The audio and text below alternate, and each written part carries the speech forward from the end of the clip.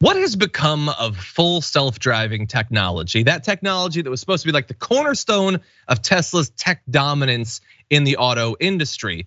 It might seem like in recent years it's gotten worse, and that's because it has, but not randomly it's gotten worse. It got worse because of the decisions of one man, and what do you know? It's Elon Musk. So here's what happened.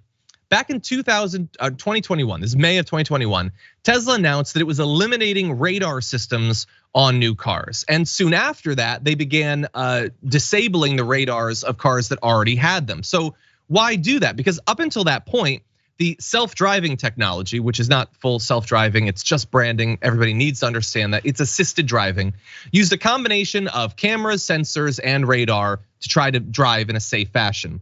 Apparently, Musk decided that was no longer needed. The sleek bodies of the cars, they say, already bristled with 8 cameras designed to view the road and spot hazards.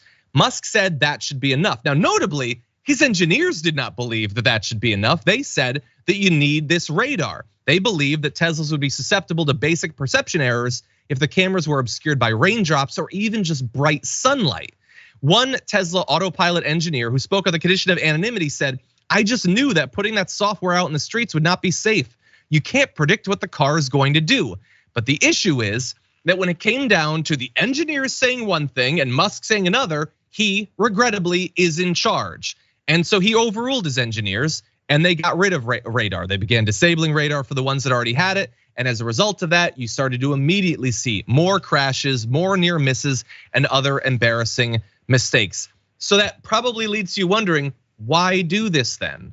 Well, apparently doing the radar going forward and all that is expensive. He wanted the cars to be cheaper. He didn't believe that it was necessary, and he didn't care to hear from the people who had actual tech expertise in this area. I just want to remind everyone, I understand that you have been trained for years to believe that Elon Musk is in like a big warehouse like Tony Stark, like welding things and coding. That doesn't happen. He's not an engineer. He doesn't understand how these things work. And that's fine. You don't need to do that to be a CEO. The issue is when you're overriding the legitimate safety concerns of actual engineers with training in this area. And that's what he did. And people have already lost their lives as a result of the accidents that we've seen with this technology. Yasmin, what do you think? Yeah, Elon Musk is so lame. And I know that I'm just a peon who doesn't have billions of dollars, and I'm just a woman who isn't cool. So like, who am I to criticize someone like Elon Musk? But he has the dumbest sense of humor. And I bring this up because it's so dumb that it makes me not trust him. Like, I can't trust someone who still thinks that 69 and 420 are funny. And I don't trust or understand the way his mind works. And maybe that's because I'm not a genius like he is. Maybe that's possible, right?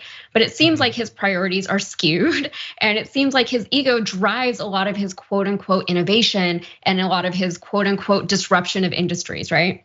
But ultimately, it's unsafe. This is why we can't be relying on these billionaires to fix all of our problems. I think back in the day, Elon was looked at like kind of a hero for a brief period in time because he was like a younger guy and he wasn't like, like a Bill Gates or any of these other old, wonky billionaires. And the idea, I think the perception was that he was more in tune with the average American and that he was apparently into science and he wasn't, backing, any kind of religious fanaticism or whatever. But that facade only lasted for so long. It didn't take long for people to understand that billionaires are not normal. They never are normal. They're not geniuses. They are exploitative. That's what he is. Yeah, no, 100%. Deeply weird.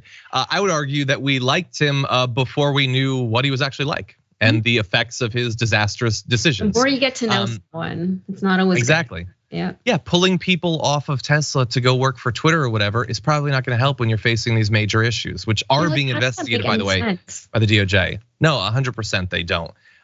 It's important technology.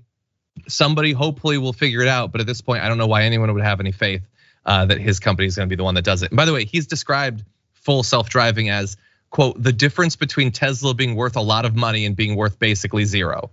So one would think you would then err on the side of safety, but he decided to go in a different direction. And unfortunately, very often so do Teslas.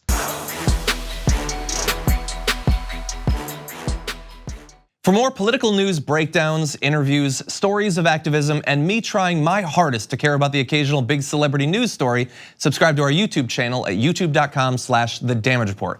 And you can ring the bell wherever it is so you don't miss anything.